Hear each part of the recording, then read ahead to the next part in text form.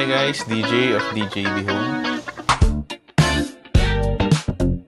So for today's video, so ipapakita ko lang sa inyo yung process namin kapag may schedule kami for installation, no? So tomorrow kasi we will be installing in one of our projects in Cavite. So today pa lang, pinaprepare na namin lahat since medyo malayo sa amin.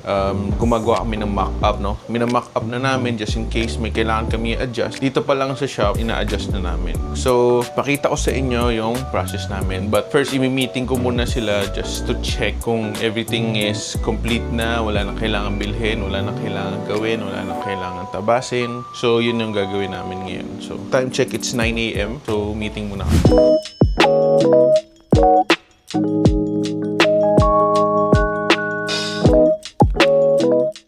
Ayun, so tapos na yung meeting natin, na-explain ko na yung mga kailangan gawin, yung goals namin.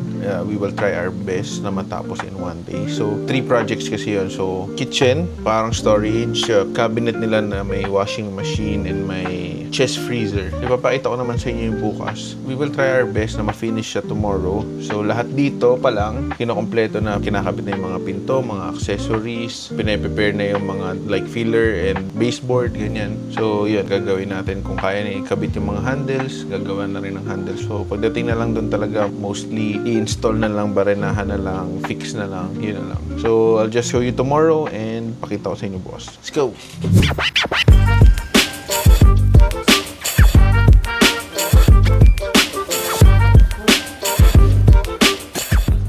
Ayan, so it's currently 11:05 a.m.